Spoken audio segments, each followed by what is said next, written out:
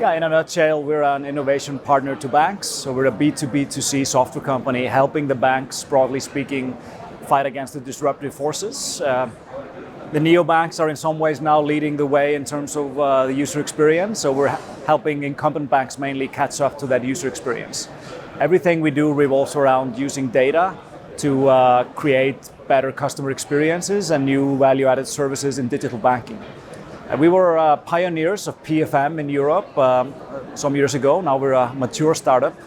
But our message has always been the same, which is broadly that to stay relevant and close to their customers, banks need to evolve their mobile banks into more than just a place to do banking, more than just a place to transact, check balances, move money and so on, and more into a broader financial coach type user experience where the banks are helping more broadly in terms of being smarter consumers and in various other ways.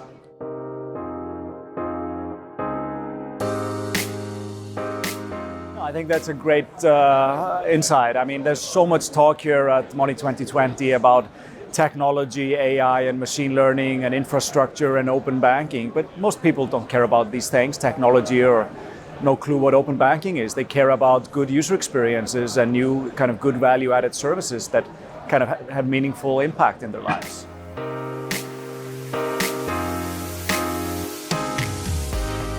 Yeah, I mean, we've been on this journey to kind of help people understand, manage, and make the most of their money. And so it started as personal finance management tools, budgeting, financial planning, and that sort of thing. But we don't use that term anymore. And now it's, I think, evolved more into a kind of very easy, bite-sized, simple nudges and insights and helping people kind of understand their money in a day-to-day setting.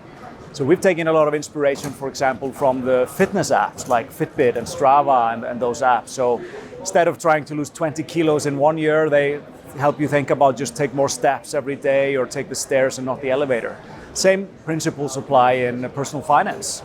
So instead of trying to save for the down payment of your next apartment all in one, just adopt slightly more healthier habits. Think about your spending, be aware of it, maybe focus on one simple area to cut back every time, not your whole thing, and so on. So these simple nudges, making it easy and kind of seamless to the user is key.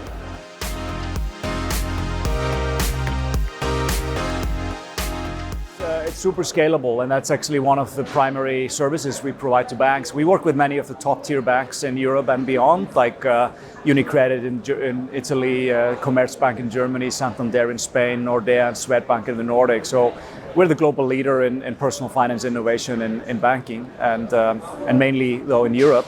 So and many of our customers have millions or even tens of millions of users. So all of these solutions are highly scalable and increasingly delivered through cloud and SaaS. That is one of the clear trends, that banks are increasingly deploying solutions like ours in the cloud and SaaS type setting.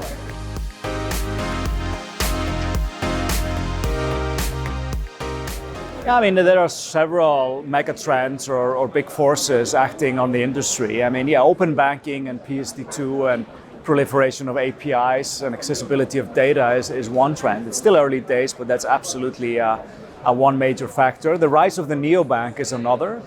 I mean, they are, as I mentioned, partly now defining the kind of best practices in user experience, at least for the simple things.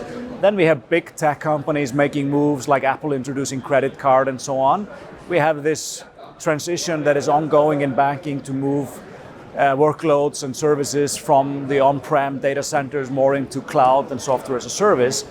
And all of these trends taken together, I mean, they're putting more pressure on banks to innovate and stay close to their customers and catch up to these new services and partner more.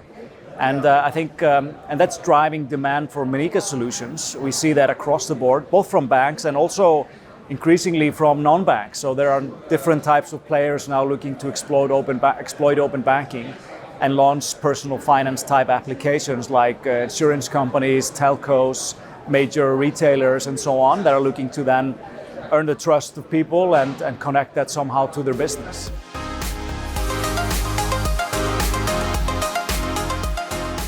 Yeah, let me get back to use cases. I think for this to really matter, all this investment and hype around fintech, you have to think about the actual use cases.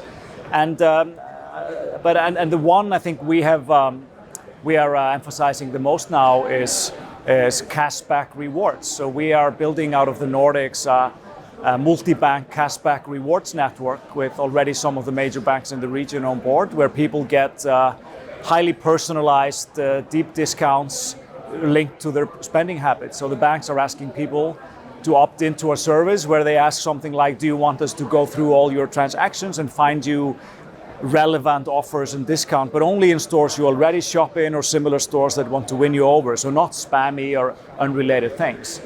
And then, and then we found that this is a major new reason for people to use a mobile bank, and a major engagement driver, and people love the service if you do a good job of keeping it relevant and not spamming people. And it's a strong business case. Banks get money from it. We share revenue with banks. In this case, it's not a software we sell them. It's a value-added service we bring into the digital bank and share revenue with them. And also, it's a new channel for merchants to engage with customers through a mobile banking.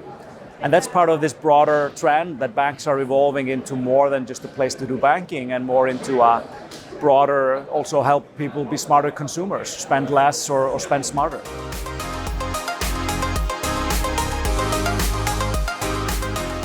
Yes, absolutely. We think Money 2020 is probably the best conference for a company like ours working with banks on B2B2C solutions. So a lot of our customers or prospective customers or partners or potential investors are here. So it's one very well worth investing in.